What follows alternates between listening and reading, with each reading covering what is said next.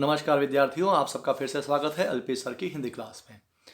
तो विद्यार्थियों, आज हम पढ़ने वाले हैं कक्षा 12वीं हिंदी अनिवार्य हिंदी साहित्य जो हिंदी सर्जना पुस्तक है उसका पाठ 4 जो बिहारी है और उनका भाग पहला, जिसमें हम 3 दोहे जो आपकी स्क्रीन पर दिखाई दे रहे हैं उनको अपन पढ़ने जा रहे हैं। दूसरी तरफ उसके अर्थ लिखे हुए हैं, जो शब्द जिन जिन पे कोई मार्किंग कर रखी है। बिहारी का परिचय आप जो है वो पाठ्य पुस्तक से पढ़ सकते हैं। और उसके अलावा अब अपन सीधे दोहे पे आते हैं। दोहा नंबर 1 इस प्रकार से है।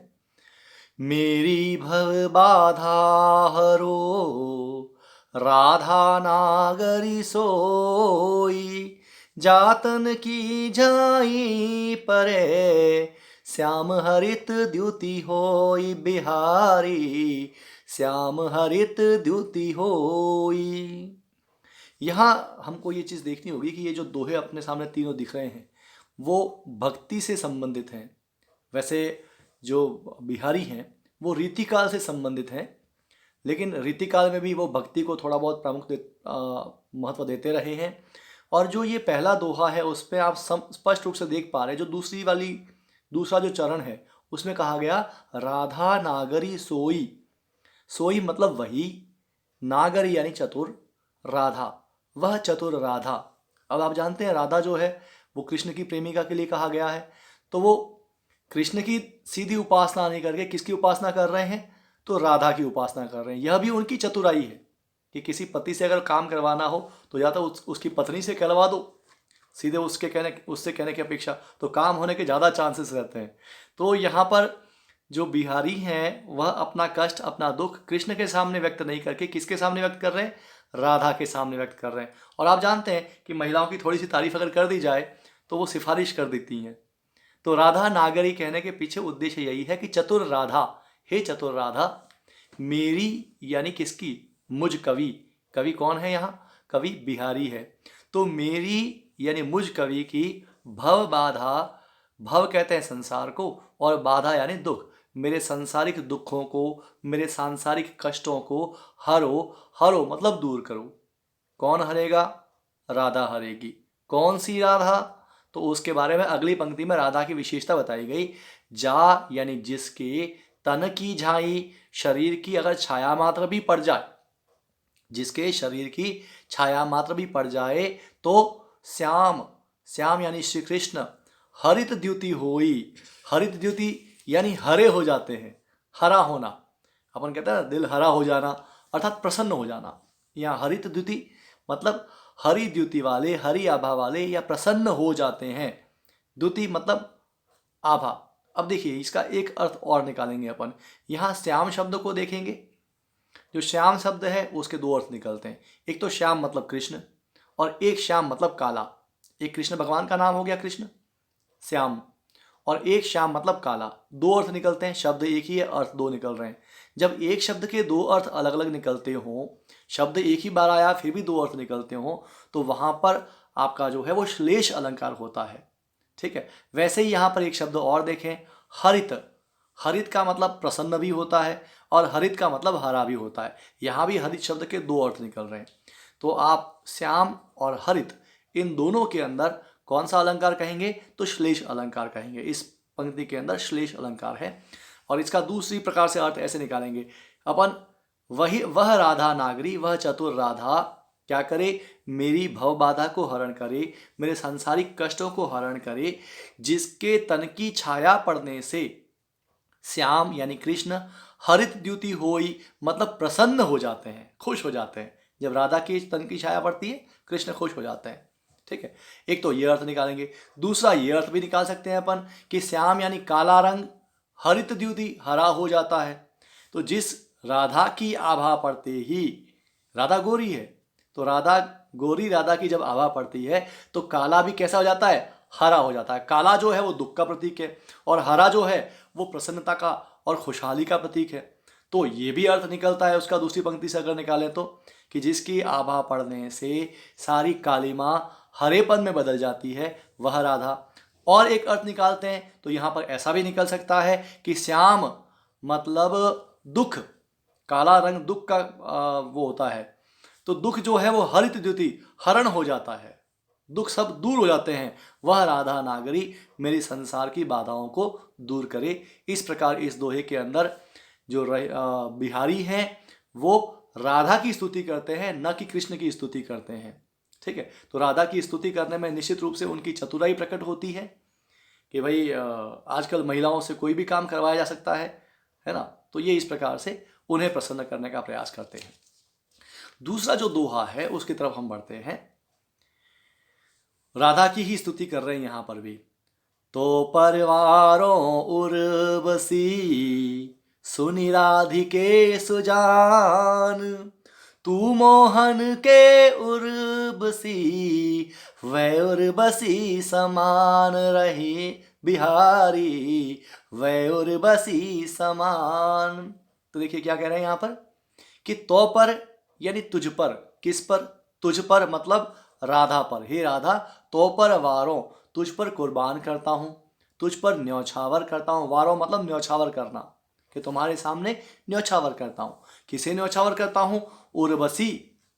उर्वशी कौन है? अब आपने उर्वशी का नाम सुना होगा। उर्वशी स्वर्ग की एक अप्सरा है, जैसे मेनका है, जैसे रंभा है, वैसे उर्वशी यानी उर्वशी। कौन है उर्वशी? तो उर्वशी इंद्र की जो सभा है उसमें स्थित एक अप्सरा है, और आप जानते हैं अप्सराएं बहुत सुंदर होती हैं।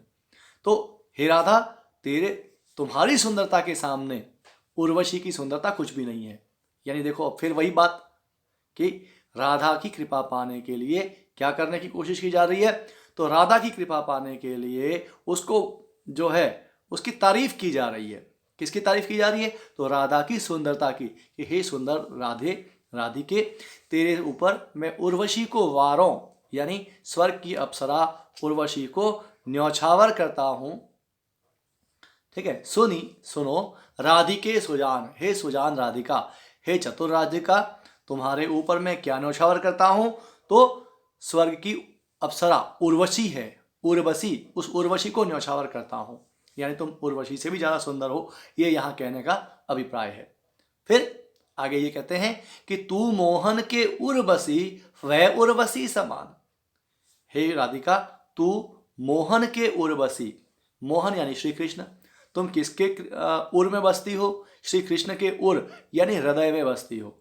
मतलब तुम कृष्ण के हृदय में बसती हो, इसलिए जो भी तुम कहोगी वो बात कृष्ण मानेंगे।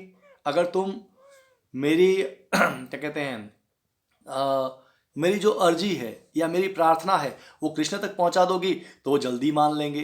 तुम अगर मेरा उद्धार करवाना चाहोगी कृष्ण से तो वो जल्दी कर देंगे। ऐसा कहने का तात्पर्य है यहाँ पर कि तू मोहन के उर्वशी, तू किसके उर्वशी है? किसके हृदय में बसी है?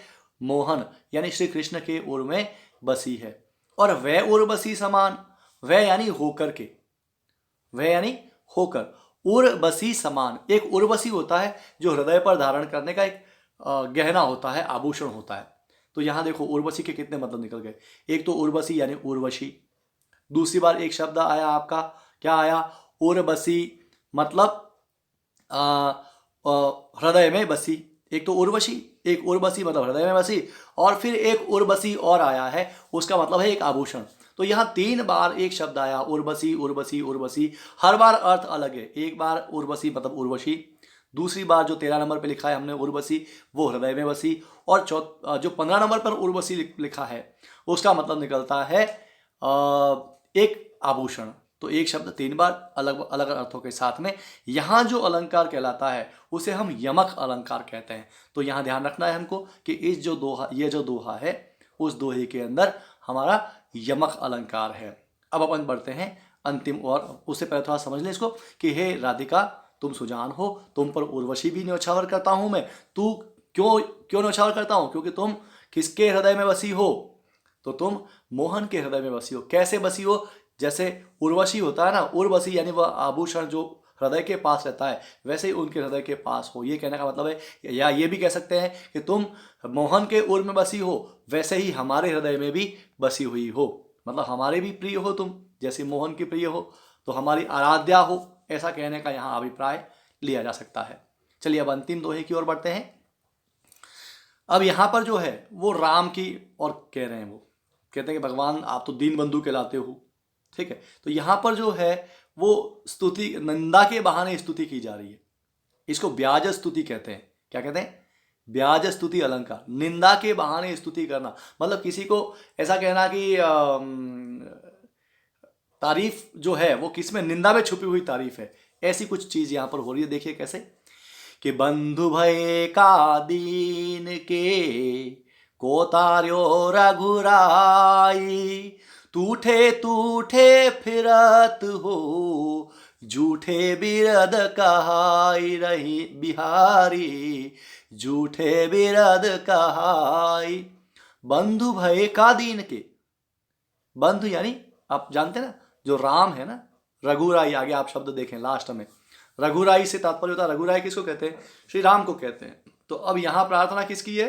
राम के प्रति प्रार्थना की जा रही है। किस ढंग से की जा रही है? ढंग देखो, यहाँ कवि का जो उक्ति चातुर्य है या उक्ति वैचित्र्य है वह दिखता है, और उसकी चतुराई भी यहाँ पर प्रकट होती है।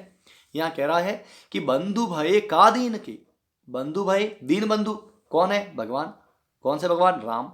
तो राम दीन बंधु हैं, तो उन दीन बंधु को ये क्या कहता है? देखो ताना देते हुए कि बंधु भय का दीन के, बंधु भय यानी मित्र हुए, सहायक हुए, दीन के यानी गरीब के, गरीब के भाई, गरीब के सहायक तुम कैसे हुए? को तार्यो, को यानी किसको, तार्यो यानी संसार से पार किया है, रघुराई हे राम तुमने किसको संसार से पार कर दिया जो तुम बंधु हो गए? बताओ, मेरे जैसा पापी तो बैठा हुआ है, अब तक मेरा तो भला किया नहीं तुमने। किसको कह रहे हैं ये? अपने प्रति राम को कह रहे हैं कि आपने मेरा तो कल्याण किया नहीं। बताओ, जब तक मेरा कल्याण नहीं किया तब तक आप कैसे दीन बंधु कहलाओगे? मैं भी तो दीन हूं, ये कहने का तात्पर्य है यहां पर। और टूठे टूठे फिरत हो, टूठे टूठे मतलब संतुष्ट होकर के, दो बार एक शब्द आया है टूठे टूठे, अर्थ वही है संतुष्ट, संतुष्ट से फिरते हो। जब कोई अपना काम, इच्छित काम कर लेता तो संतुष्ट हो जाता है, तो आप तो ऐसे संतुष्ट होकर घूम रहे हो मानो तुमने दुनिया के सारे जो दिन है सबको पार कर दिया हो। किसको पार किया तुमने? ऐसा कह करके क्या करना चाहता है वो? अपना बेड़ा पार करवाना चाहता है कवि, कि मैं राम को ऐसा कहूंगा तो देखेंगे अच्छा अच्छा तू रह गया है क्या, चल तुझे भी पार लगा देता हूं। तो ये ऐसा भाव है, इस कारण से वो ऐसा कहते हैं कि टूटे टूटे फिरत हो, प्रसन्न होकर के घूमते हो, प्रसन्न होकर के फिरते हो, झूठे बिरद कहाई, झूठे बिरद यानी झूठा वर देने वाला कहला करके आप अपने आप को, बिरद कहते हैं वर देने वाला, या कहते हैं विरुदावली कहना, या किसी के यशोगान करना, फालतू में अपना यशोगान करवा रहे हो। किस रूप में? दीन बंधु के रूप में, दीन बंधु के रूप में अपना यशोगान करवा रहे हो, तो बताओ किसका कल्याण तुमने कर दिया? देखो मैं तो बाकी हूं यहां पर। इस प्रकार का यहाँ पर अभिप्राय है। तो यह व्याजस्तुति अलंकार कहलाता है। इसके माध्यम से व्याजस्तुति अलंकार है, टूठे टूठे के अंदर पुनरुक्ति प्रकाश अलंकार है। तो इन अलंकारों के बारे में भी हमको जानकारी होनी चाहिए। तो इसके साथ में ही आपका यह जो आज का पाठ है वह पूरा होता है। अगर आपको वीडियो पसंद आया हो इसे लाइक करें, शेयर करें और सब्सक्राइब करें। धन्यवाद।